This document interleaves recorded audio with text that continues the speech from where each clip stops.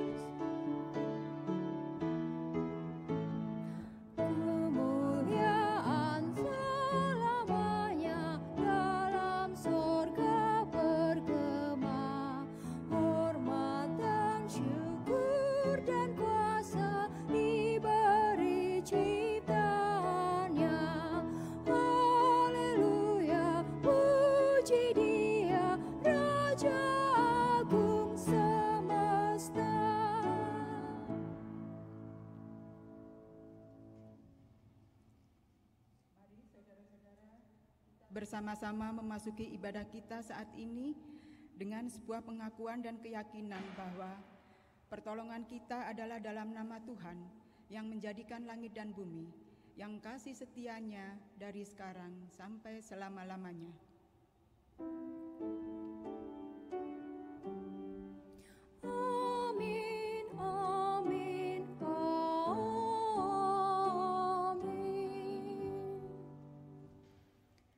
Kasih karunia dan damai sejahtera dari Allah Bapa kita dan dari Tuhan Yesus Kristus menyertai saudara sekalian.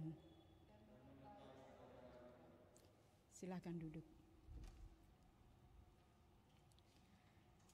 Umat yang dikasihi oleh Tuhan, Yesaya 5 ayatnya yang ke-1 sampai dengan 7 menjadi kata pembuka kebaktian pembukaan bulan keluarga GKI Buaran tahun 2020. Aku hendak menyanyikan nyanyian tentang kekasihku, nyanyian kekasihku tentang kebun anggurnya. Kekasihku itu mempunyai kebun anggur di lereng bukit yang subur. Ia mencangkulnya dan membuang batu-batunya, dan menamainya dengan pokok anggur dengan pilihan. Ia mendirikan sebuah menara jaga di tengah-tengahnya, dan menggali lubang tempat memeras anggur. Lalu dinantinya supaya kebun itu menghasilkan buah anggur yang baik. Tetapi yang dihasilkan ialah buah anggur yang asam. Maka sekarang, hei penduduk Yerusalem dan orang Yehuda, adililah antara aku dan kebun anggurku itu. Apalagi yang harus diperbuat untuk kebun anggurku itu yang belum kuperbuat kepadanya? Aku menanti supaya dihasilkannya buah anggur yang baik. Mengapa yang dihasilkan hanya buah anggur yang asam? Maka sekarang aku mau memberitahukan kepadamu apa yang hendak kulakukan kepada kebun anggurku itu. Aku akan menebang pagar durinya, sehingga kebun itu dimakan habis, dan melanda temboknya, sehingga kebun itu diinjak-injak. Aku akan membuatnya ditumbuhi semak-semak, tidak dirantingi dan tidak diseyangi, sehingga tumbuh putri malu dan rumput. Aku akan memerintahkan awan-awan supaya jangan diturunkan hujan ke atasnya. Sebagai kebun anggur Tuhan semesta alam ialah kaum Israel, dan orang Yehuda ialah tanaman-tanaman kegemarannya. Dinantinya keadilan, tetapi hanya kelaliman. Dinantinya kebenaran, tetapi hanya ada keonaran.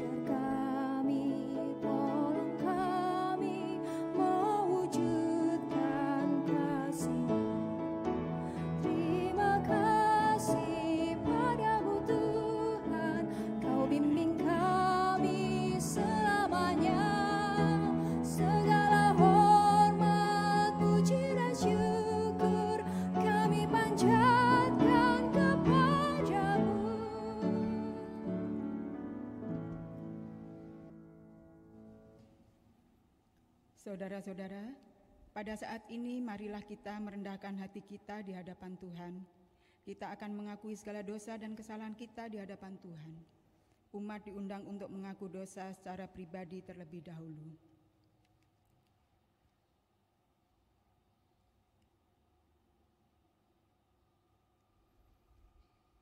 Tuhan, kami percaya di tengah banyaknya kegagalan kami untuk mensyukuri anugerah-Mu, Engkau tetaplah Allah yang baik dan setia. Engkau tetap memelihara kami tanpa memandang buruknya rupa dosa kami di hadapan-Mu. Tuhan, ampunilah kami orang yang berdosa ini. Kepadamu saja kami memohon ampun atas kealpaan diri kami, agar di dalam-Mu juga kami dapat dirubahnya. Dalam nama Putra-Mu yang kudus, Tuhan Yesus Kristus, kami berdoa. Amin.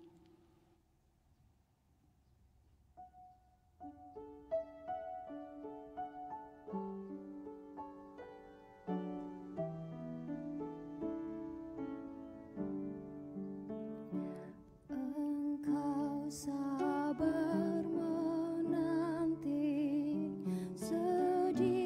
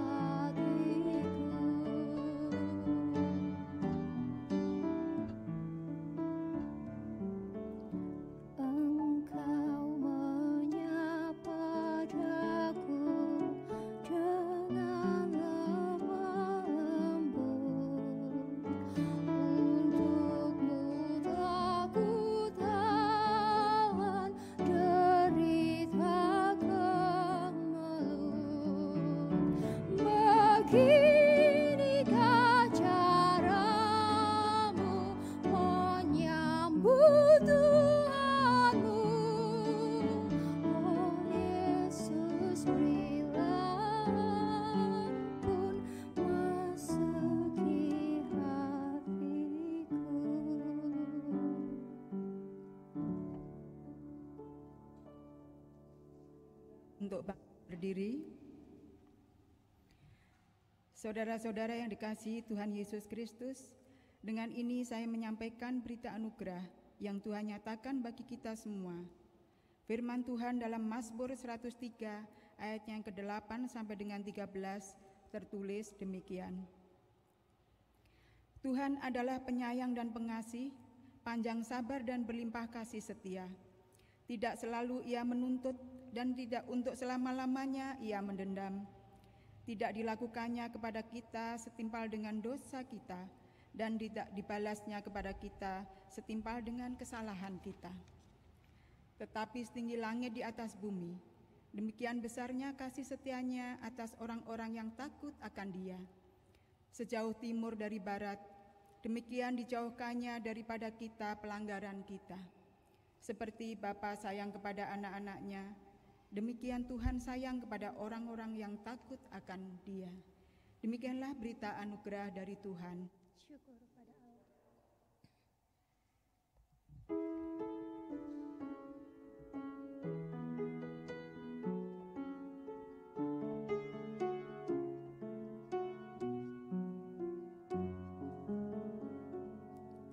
Biar ku tumbuh di batangmu, ya pokok anggur yang benar.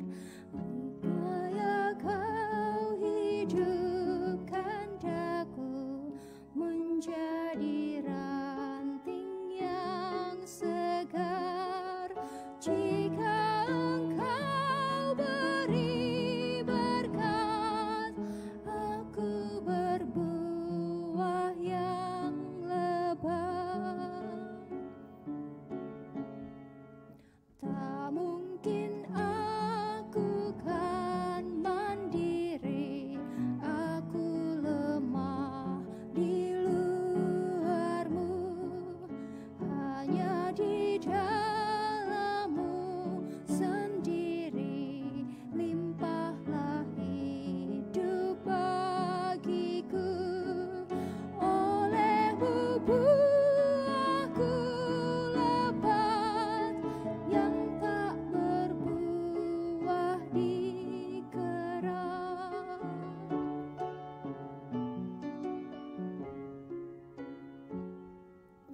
Diriku milikmu abadi, engkau tumbuhkan imanku.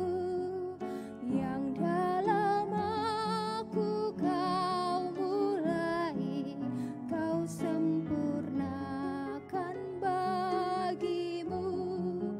Olehmu ku cuma reka hingga berbuah mulia.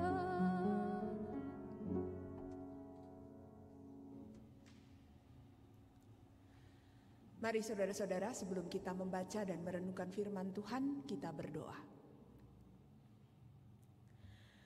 Tuhan Allah Bapa kami yang bertahta dalam kerajaan surga, saat ini kami datang kepadamu, kami sungguh bersyukur Engkau masih berkenan memberi kami kesempatan untuk boleh bersama-sama beribadah. Dan saat ini kami akan membaca dan merenungkan firman-Mu. Tolonglah kami supaya kami dapat memusatkan hati dan pikiran kami hanya kepada firman-Mu, sehingga kami dapat mengerti dan melakukannya di dalam kehidupan kami sehari-hari. Urapi pula hamba-Mu yang akan menyampaikan firman, pakailah ia menjadi alat-Mu untuk menyatakan kebenaran firman Tuhan. Bersabdalah ya Allah, kami sedia untuk mendengarkannya. Dan di dalam nama anak-Mu Tuhan Yesus Kristus, kami berdoa. Amin.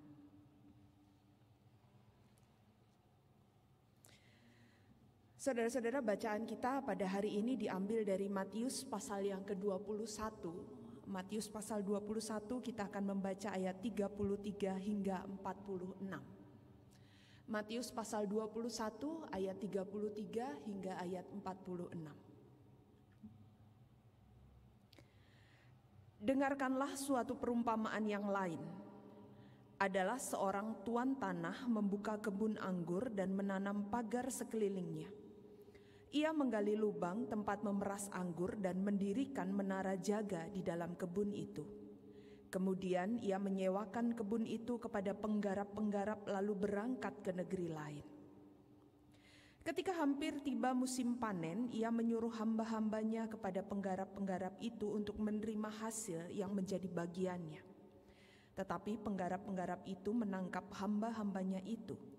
Mereka memukul yang seorang, membunuh yang lain, dan melempari yang lain pula dengan batu. Kemudian tuan itu menyuruh pula hamba-hamba yang lain, lebih banyak daripada yang semula. Tetapi mereka pun diperlakukan sama seperti kawan-kawan mereka. Akhirnya ia menyuruh anaknya kepada mereka. Katanya, "Anakku akan mereka segani." Tetapi ketika penggarap-penggarap itu melihat anaknya itu, mereka berkata seorang kepada yang lain, "Ia adalah ahli waris. Mari kita bunuh dia supaya warisannya menjadi milik kita." Mereka menangkapnya dan melemparkannya keluar kebun anggur itu lalu membunuhnya. Dan apabila tuan kebun anggur itu datang, apakah yang akan dilakukannya dengan penggarap-penggarap itu? Kata mereka kepadanya, "Ia akan membinasakan orang-orang jahat itu, dan kebun anggurnya akan disewakannya kepada penggarap-penggarap lain yang akan menyerahkan hasilnya kepadanya pada waktunya." Kata Yesus kepada mereka, "Belum pernahkah kamu baca dalam kitab suci? Batu yang dibuang oleh tukang-tukang bangunan telah menjadi batu penjuru. Hal itu terjadi dari pihak Tuhan. Suatu perbuatan ajaib di mata kita. Sebab itu aku berkata kepadamu bahwa kerajaan Allah akan diambil daripadamu dan akan diberikan kepada suatu bangsa yang akan menghasilkan buah kerajaan itu. Dan barang siapa jatuh ke atas batu itu, ia akan hancur. Dan barang siapa ditimpa batu itu, ia akan remuk." Ketika imam-imam kepala dan orang-orang Farisi mendengar perumpamaan-perumpamaan Yesus, mereka mengerti bahwa merekalah yang dimaksudkannya. Dan mereka berusaha untuk menangkap dia. Tetapi mereka takut kepada orang banyak, karena orang banyak itu menganggap ia nabi. Demikianlah pembacaan firman Tuhan. Berbahagialah mereka yang mendengarkan firman Allah dan memeliharanya. Haleluya.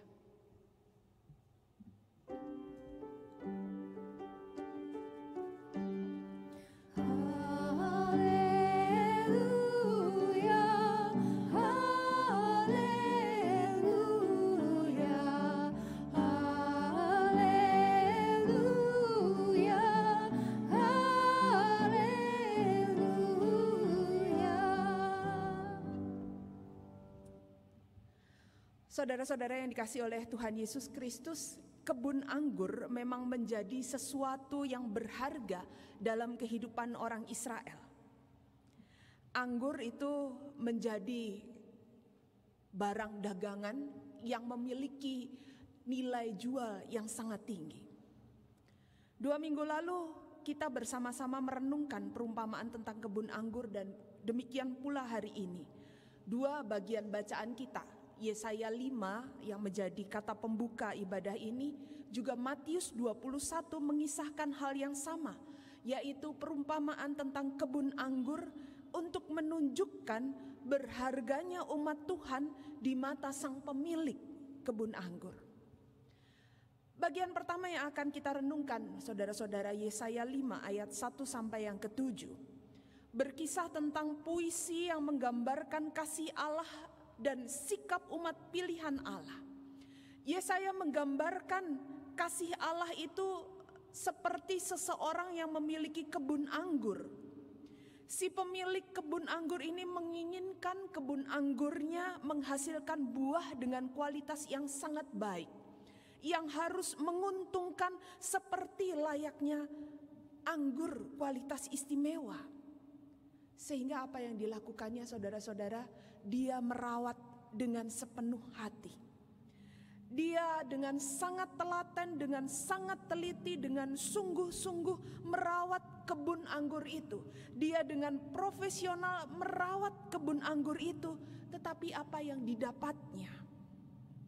Ketika musim panen tiba, dikisahkan si pemilik kebun anggur itu hanya bisa mendapatkan anggur yang masam, anggur yang buruk dan tidak memuaskan.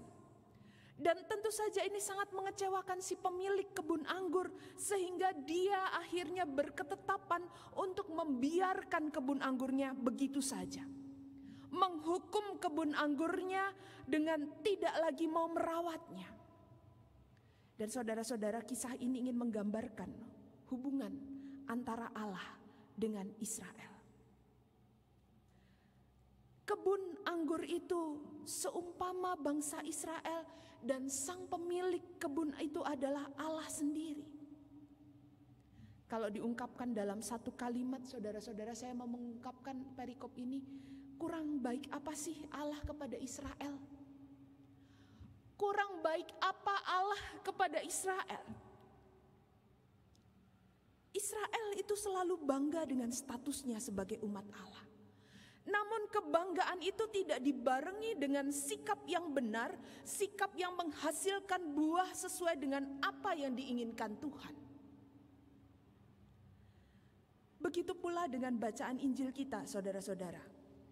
Melalui perumpamaan para penggarap kebun anggur ini, Tuhan Yesus mau mengkritisi sikap para imam dan praktik keagamaan para pemuka agama Yahudi yang hanya cenderung membanggakan status mereka sebagai umat pilihan Allah, status mereka sebagai pemuka agama, orang yang dipilih Allah.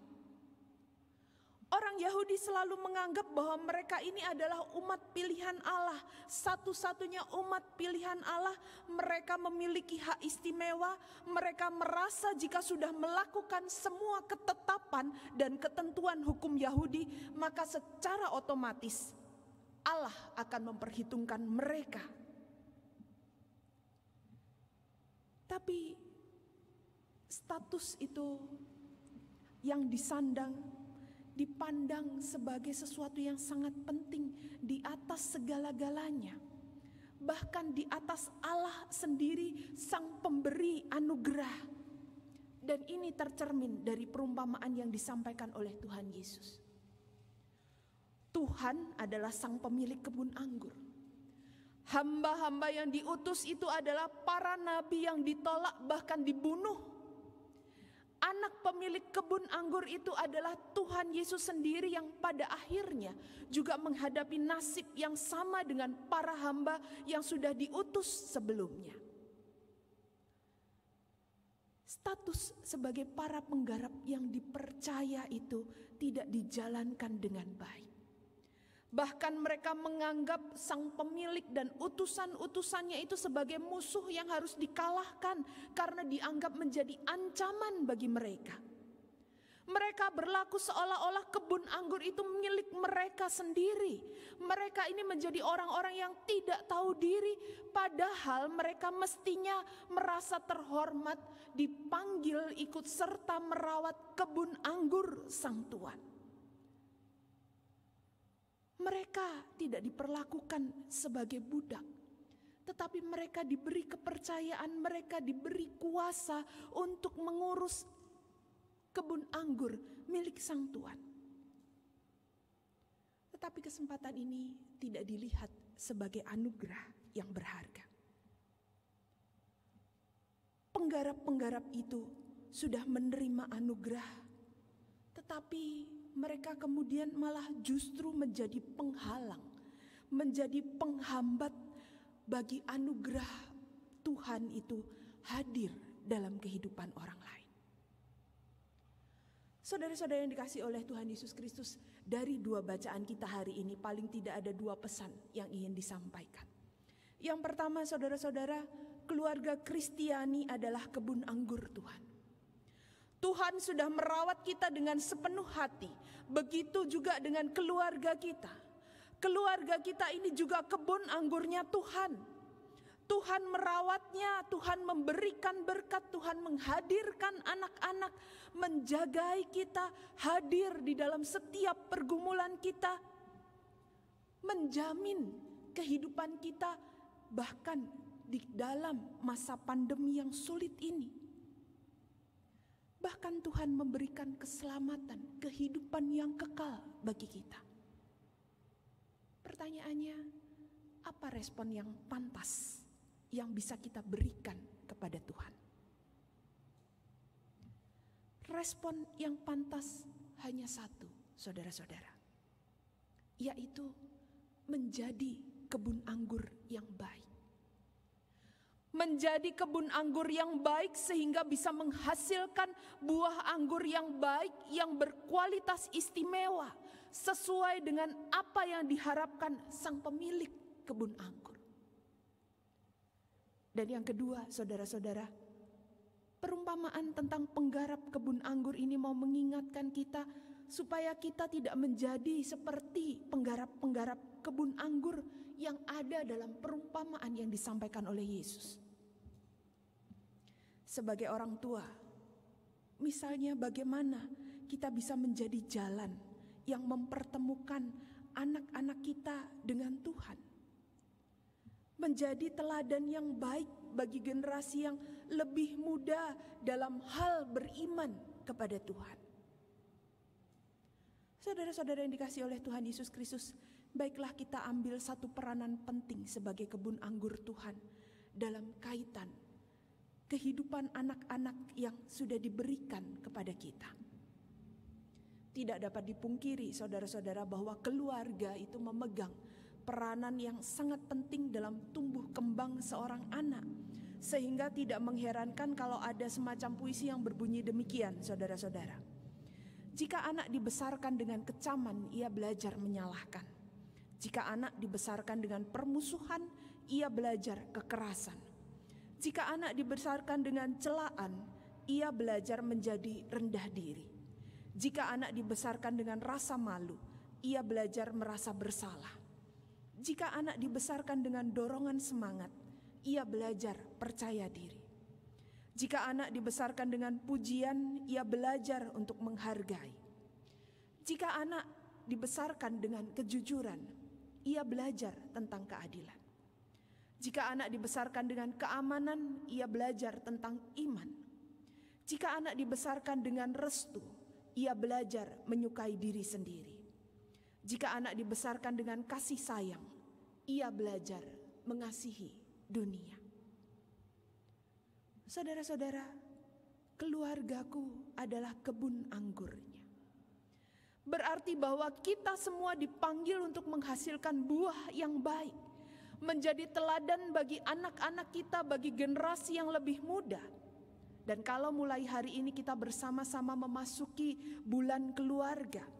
Bulan keluarga adalah hari raya gerejawi yang bertujuan mengajak kita kembali menghayati kehidupan sebagai keluarga Kristen. Dan tahun ini menjadi sangat istimewa karena kita merayakan bulan keluarga dengan cara yang berbeda. Untuk sementara waktu kita masih belum bisa datang ke gereja seperti biasa. Tapi saudara-saudara, saya berharap justru dalam kondisi yang terbatas ini, ada lebih banyak makna yang bisa kita gali. Ada lebih banyak makna yang bisa kita hayati bersama. Dan mari kita bersama-sama mempergunakan kesempatan ini untuk benar-benar menghayati lagi arti kehidupan keluarga. Dan bagaimana menjadi keluarga yang terus berbuah di masa pandemi ini. Seperti tema yang diangkat dalam bulan keluarga tahun ini. Mari kita mempergunakan kesempatan lebih banyak di rumah itu sebagai satu proses lebih mengenal suami atau istri kita, anak-anak kita, orang tua kita, kakak ataupun adik kita, oma, opa ataupun anggota keluarga yang lain. Mari kita memakai kesempatan yang ada untuk lebih banyak berdoa bersama, bersekutu dalam persekutuan keluarga kita. Dan lebih dari itu, saudara-saudara, bagaimana kita juga bisa berbuah bagi orang-orang yang ada di sekitar kita dan berbagi berkat, saling mendoakan, saling menghibur, saling mendukung, saling menguatkan satu dengan yang lain. Mari kita bersama-sama menghayatinya dalam bulan keluarga tahun 2020 ini. Amin.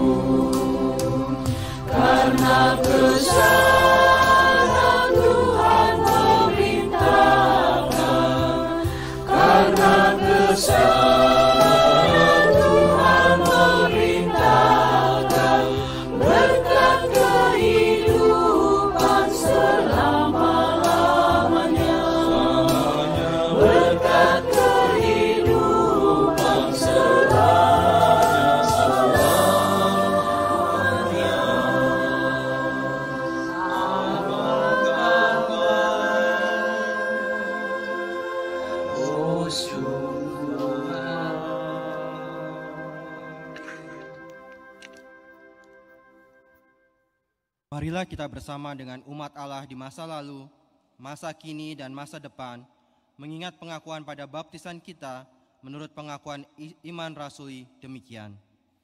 Aku percaya kepada Allah, Bapa yang Maha Kuasa, Khalik langit dan bumi, dan kepada Yesus Kristus, Anaknya yang tunggal Tuhan kita, yang dikandung dari Roh Kudus, lahir dari anak darah Maria, yang menderita sengsara di bawah pemerintahan Pontius Pilatus, disalibkan, mati dan dikuburkan, turun ke dalam kerajaan maut.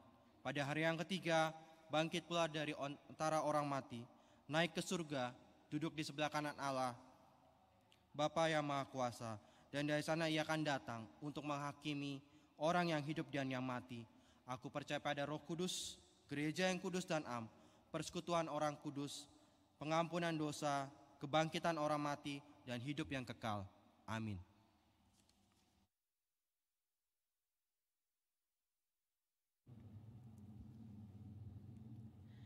Mari saudara-saudara kita menaikkan doa-doa syafaat kita.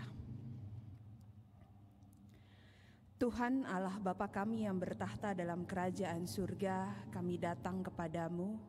Kami sungguh bersyukur kalau hari ini Engkau masih berkenan menerima kami dalam kebaktian hari Minggu. Kami bersyukur hari ini kami boleh bersama-sama membuka bulan keluarga 2020.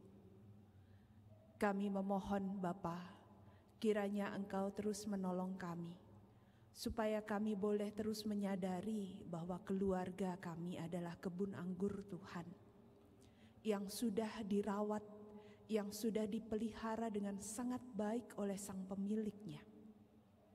Dan tolonglah kami supaya kami boleh menghasilkan buah-buah yang sepadan, yang berkenan bagi sang pemilik kebun anggur itu. Kami berdoa bagi seluruh rangkaian acara bulan keluarga. Bapa, kami memohon kiranya Engkau menolong kami semua untuk boleh menghayati lagi arti kehidupan sebagai keluarga Kristen di tengah segala keterbatasan karena pandemi yang masih melanda negeri ini. Biarlah segala keterbatasan ini tidak menjadi penghalang atau mengurangi semangat kami, mengurangi penghayatan kami, mengurangi sukacita kami. Justru dalam kondisi ini, kami boleh menggali lebih banyak makna bagi kehidupan keluarga kami, keluarga Kristen yang hadir di bumi Indonesia ini. Dan kami bahkan bisa menjadi berkat bagi orang-orang yang ada di sekitar kami. Ya Bapa, kami berdoa bagi setiap keluarga Kristen yang sedang dalam masa pergumulan karena berbagai macam persoalan di dalam kehidupan mereka. Kami memohon Engkau hadir di dalam setiap pergumulan yang dialami. Engkau memberikan kekuatan juga jalan keluar bagi mereka. Kami juga berdoa bagi keluarga-keluarga yang terdampak pandemi secara ekonomi. Mereka yang tidak lagi memiliki pekerjaan, mereka yang mengalami pengurangan pendapatan karena pandemi ini. Ya Bapa, kami memohon kiranya Engkau tetap hadir di dalam kehidupan keluarga mereka, memberikan berkat yang cukup untuk kehidupan sehari-hari mereka. Memberkati usaha mencari pekerjaan, Engkau juga memberkati setiap usaha untuk menghidupi keluarga mereka. Kami memohon Engkau juga menolong mereka yang tengah merintis usaha baru. Biarlah tangan-Mu yang memampukan dan menolong mereka, sehingga mereka dapat menghasilkan sesuatu dan mereka dapat menghidupi keluarga mereka. Ya Bapa, kami juga terus berdoa bagi anak-anak kami dalam proses pembelajaran jarak jauh yang dijalani. Kami memohon Engkau tetap menyertai anak-anak kami, memberikan mereka semangat untuk terus mau belajar, memberikan kepandaian, memberikan juga kesabaran dan kesehatan yang prima, sehingga mereka dapat mengikuti proses pembelajaran jarak jauh ini dengan gembira dan mereka dapat mempersiapkan masa depan mereka dengan baik. Kami juga terus berdoa bagi usaha pemerintah kami untuk mengatasi pandemi COVID-19 ini. Kami memohon hikmat kebijaksanaan-Mu, kami memohon pertolongan dan kasih-Mu bagi bangsa kami. Kami memohon Engkau berkenan segera melalukan pandemi ini dan memulihkan kehidupan kami. Kami juga memohon Engkau yang akan terus memberikan kami semua, seluruh warga masyarakat Indonesia, kesadaran untuk boleh disiplin mematuhi protokol kesehatan guna memutus persebaran mata rantai persebaran virus COVID-19. Ya Bapa, kami berseru kepadamu. Kami memohon doa ini, berkenanlah Engkau mendengarkannya dan mengabulkannya. Di dalam nama Kristus kami berdoa. Amin.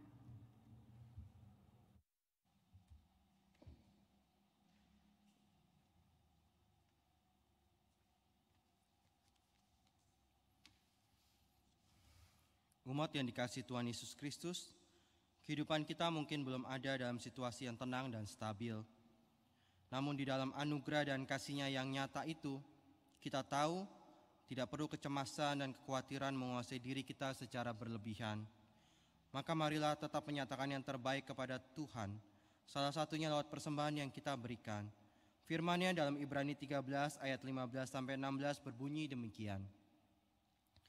Sebab itu marilah kita oleh Dia senantiasa mempersembahkan korban syukur kepada Allah, yaitu ucapan bibir yang memuliakan nama-Nya. Dan janganlah kamu lupa berbuat baik dan memberi bantuan, sebab korban-korban yang demikianlah yang berkenan kepada Allah. Saudara dapat mengirimkan atau mentransfer persembahan saudara ke nomor rekening yang tertera pada layar atau persembahan juga dapat dikumpulkan di amplop untuk kemudian dibawa ke gereja pada saat kita bisa kembali beribadah di gedung gereja.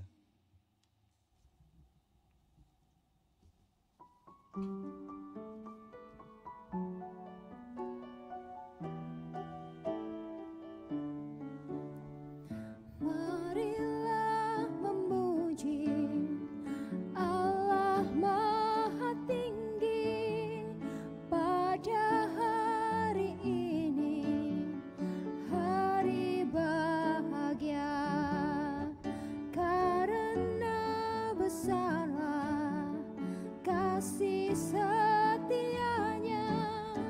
Dia mengasihi umat manusia. Hidup kita dijaminnya, sukacita dilimpahkan, keluarga diberkati, umur panjang diberikan. Puji syukur bagimu atas penyertaanmu, namamu kami puji untuk selama-lamanya.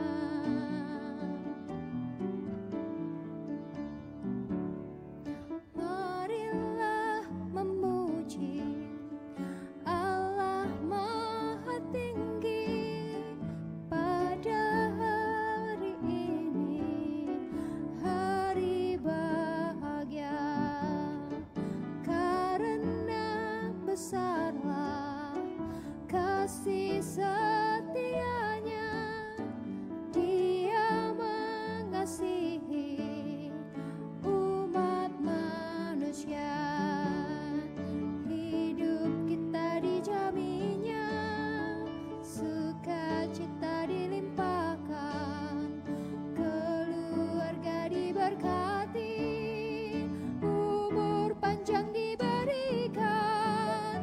Puji syukur bagimu atas penyertaanmu, namamu kami puji untuk selama-lamanya.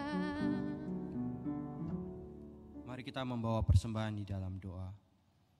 Kami mengucap syukur untuk segala kebaikan Tuhan. Kalau saat ini kami masih boleh berada di dalam kasih dan penyertaan Tuhan. Saat ini kami membawa persembahan ini Tuhan, yang kiranya dapat dipakai untuk karya-karya-Mu Tuhan. Di tengah situasi yang tidak menentu saat ini, di tengah pandemi corona yang kami tidak tahu kapan akan berakhir. Tapi kami percaya kalau ini diizinkan Tuhan, kami percaya akan segala kebaikan yang akan terjadi dalam peristiwa-peristiwa ini.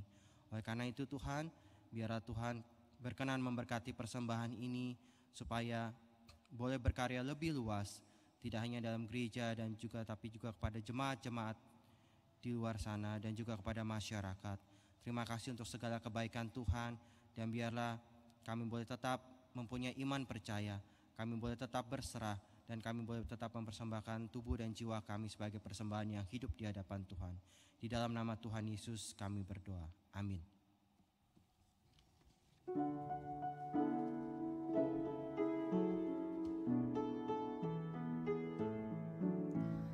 Tinggallah dalam Yesus, jadilah muridnya, belajarlah firman Tuhan, taat kepadanya. Tinggallah dalam Yesus, andalkan kuasa-Nya, Dialah pokok yang benar, kitalah rantingnya.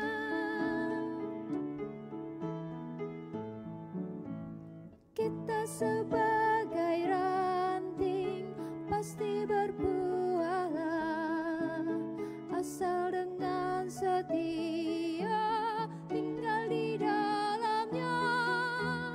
Tinggallah dalam Yesus, muliakan namanya, hidup berlimpah kurnia hanya di dalamnya.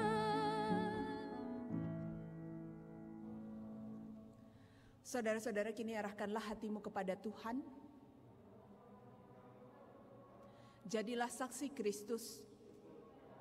Terpujilah Tuhan. Dan kini terimalah berkat dari Tuhan.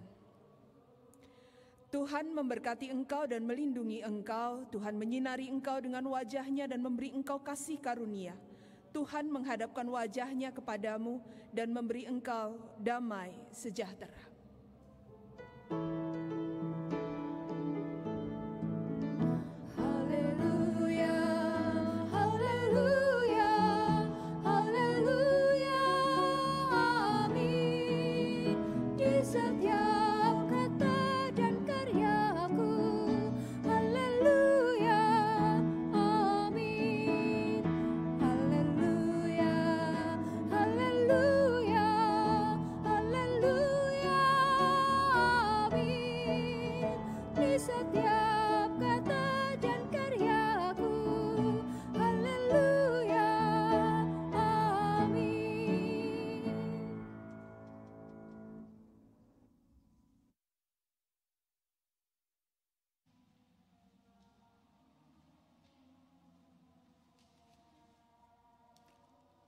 Kebaktian telah selesai. Selamat hari Minggu, Tuhan memberkati.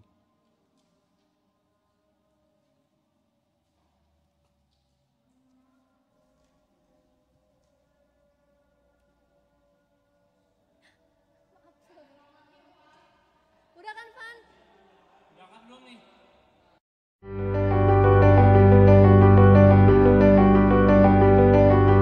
Garam dan terang, dua hal yang melambangkan dampak. Garam kecil seringkali tidak terlihat mata, namun memberi rasa. Ia melarutkan dirinya hingga tak terlihat untuk memberikan dampak bagi sekelilingnya. Terang menyinarkan cahaya.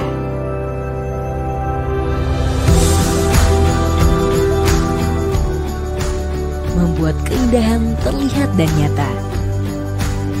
Menyingkapkan kebenaran dan menuntun setiap orang di jalannya.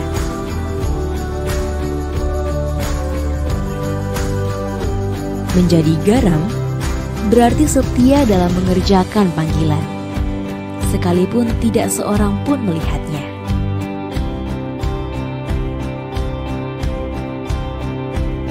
Menjadi terang berarti berani menyuarakan kebenaran, sekalipun harus menghadapi segala resiko dan tantangan.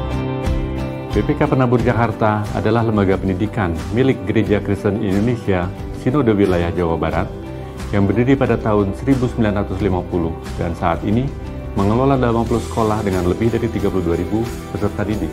Kami memiliki program pendidikan yang holistik, tidak hanya fokus pada akademik, tetapi juga pengembangan creativity, critical thinking and doing, collaboration, communication, serta penerapan nilai-nilai Kristiani agar mereka tidak hanya sukses dalam hidup, tetapi juga menjadi garam dan terang bagi kemuliaan Tuhan.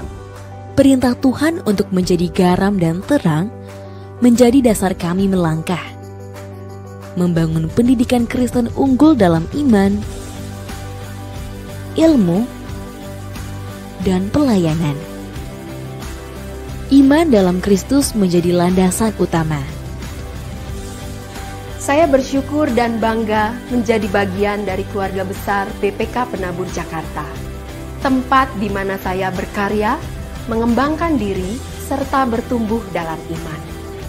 BPK Penabur Jakarta memiliki organisasi yang kuat, manajemen dan budaya yang baik, serta lingkungan kerja yang menyenangkan.